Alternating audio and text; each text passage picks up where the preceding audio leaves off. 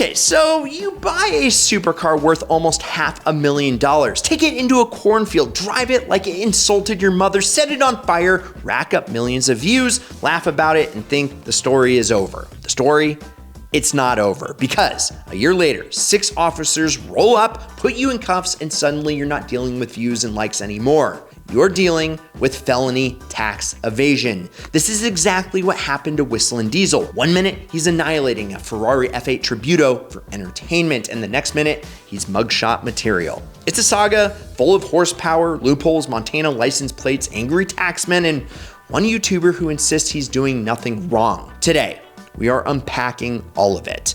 The destruction, the loophole, the arrest, the backlash, the question of guilt, and whether Tennessee is trying to make an example out of him. So, this might be the most crazy thing that you have heard, because this guy has become famous for destroying things with wheels. And first, I kind of want to set the stage, because who is Whistlin' Diesel? His real name? Well, it's Cody, one of the biggest automotive creators on the planet. He's known for videos where he absolutely demolishes expensive trucks and supercars just because, well, he can.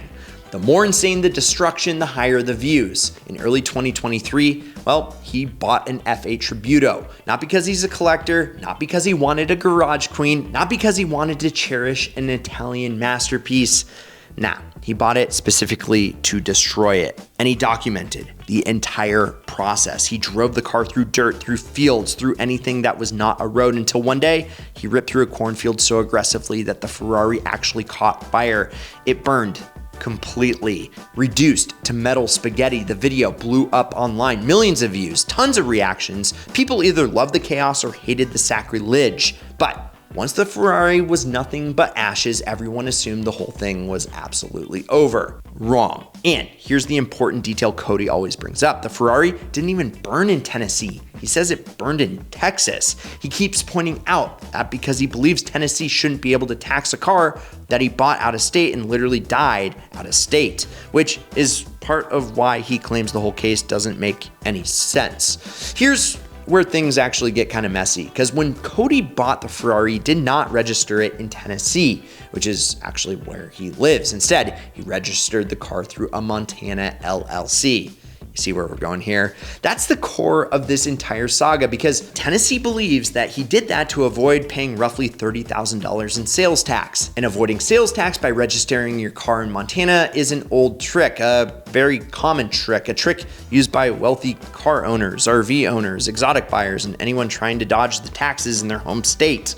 The idea, well, it's super simple, actually. Anybody can do it. I mean, Montana doesn't charge sales tax on vehicles. You don't have to be a resident to form an LLC there. Registering a car through a Montana LLC is cheap, it's fast, and legal in Montana. And that's why so many people use it. You buy the car, you title it under your Montana company, get Montana plates, and boom, you just saved thousands, tens of thousands, even hundreds of thousands.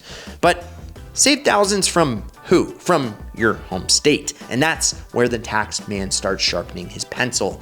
And here's something Tennessee relies heavily on. If a Tennessee resident keeps or uses a vehicle in Tennessee for more than 30 days, Tennessee considers that vehicle taxable, no matter where it's actually registered or who technically owns it. That 30-day residency rule is the backbone of their case. Fast forward to November 2025. A grand jury in Williamson County, Tennessee, indicted Whistlin' Diesel and his company on a felony charge of tax evasion. The state claims that he willfully attempted to evade paying Tennessee sales tax on a Ferrari by using the Montana registration loophole. And on November 12th, things escalated fast. Law enforcement showed up to his property, arrested him, slapped cuffs on him, and booked him with a bond set at $2 million.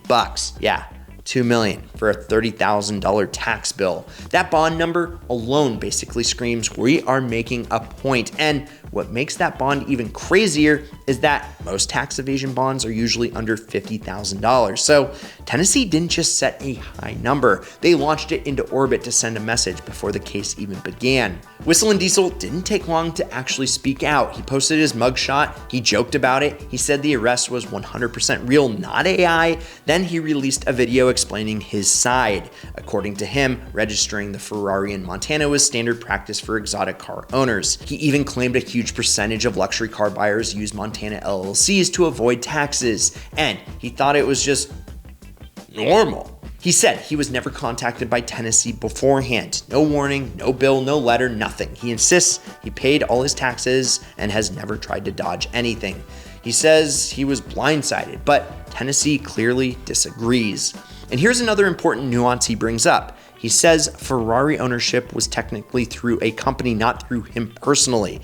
But Tennessee doesn't care about that distinction. Their tax code basically says if you live in Tennessee and you're operating that car in Tennessee, it doesn't matter whether it's owned by you, your LLC, or a company in Montana. They still want their cut. And to understand this case, well, we just need to talk exactly why Montana is such a hotspot for vehicle registrations. Montana has no statewide sales tax on vehicles. You can form an LLC without living there. Registration fees are super low. They don't inspect your vehicle, and you can register cars, trucks, boats, RVs, even hypercars, all through a simple company formation. It became a loophole paradise. There are hundreds of thousands of vehicles registered in Montana that never touch Montana roads.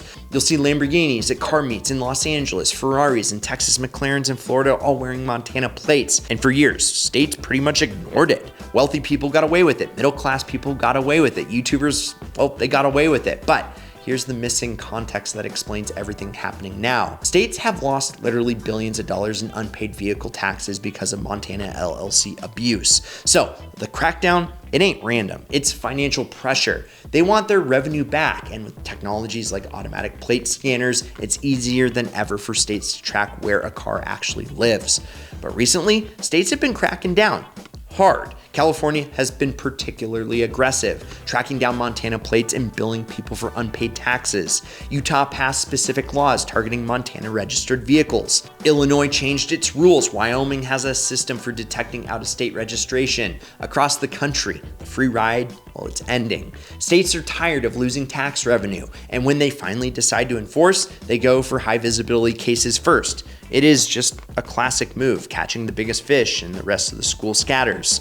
And Whistlin' Diesel, for better or for worse, I've never met him, but I do like some of his videos, is a huge fish. He's a headline machine. He does outrageous stunts. He has millions of subscribers. He flaunted the Montana plate publicly, and he destroyed the very car that the tax bill is based on.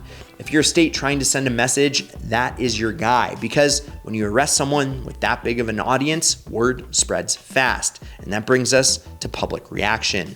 The internet, well, from what I have seen, has been split down the middle. On Reddit and car forums, people are not exactly shocked. Many said that this was bound to happen. Others joked that using a Montana loophole on camera is basically begging to get caught. Some pointed out that even if tons of people do it, flaunting it to millions makes it impossible for the state to ignore.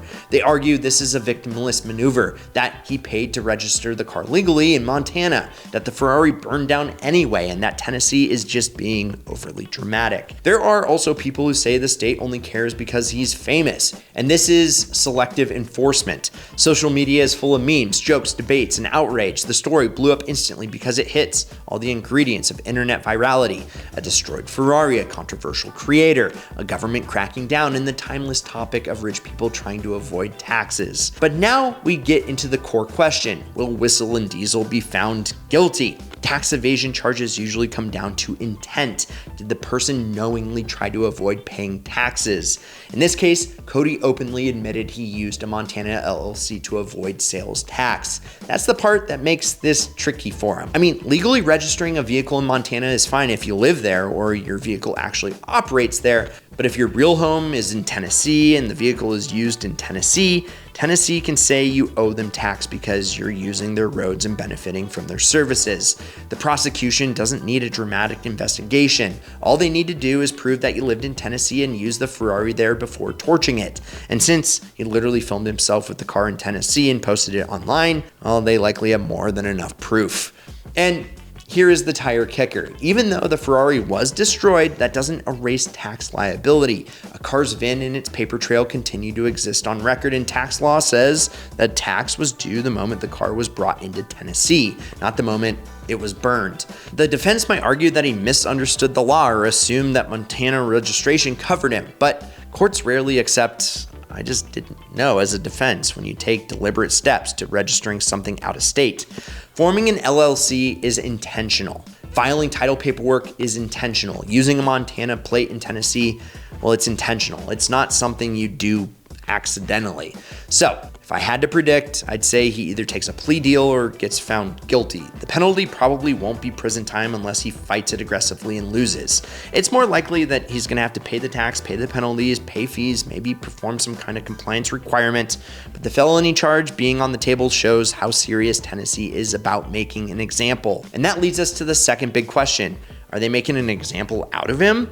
100%. Absolutely, no question. The massive bond, the formal arrests, the timing, the publicity, everything points to Tennessee wanting to send a message. Stop using Montana to dodge taxes.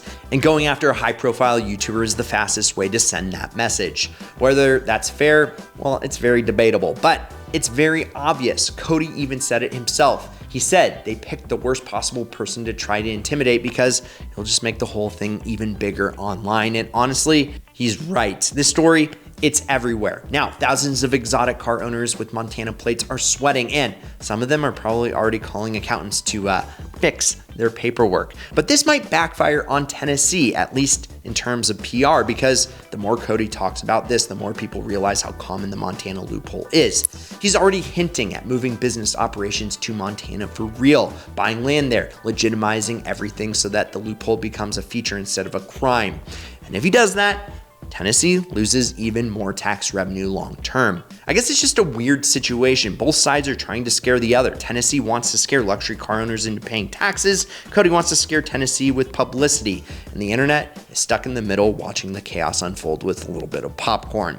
At the end of the day, this saga is more than just a YouTuber getting busted. It's a collision between internet culture and a tax law. It's a reminder that flaunting your lifestyle online has real world consequences. And it's a sign that states across the country are done letting the Montana loophole slide. The days of casually dodging tens of thousands of dollars in taxes by slapping on Montana plates on a supercar might be coming to an end. So guys, what do you think about this situation? Let me know in the comments down below. And if you enjoyed the vid, like, subscribe, turn on that notification bell, and remember to go to winthisIdealCar.com to get entered to win your dream car plus cash. Also, check out some of these Ideal vids over here. I'm Brad Danger. This is Ideal. We'll catch you next week, and promise me one thing: keep living the Ideal lifestyle.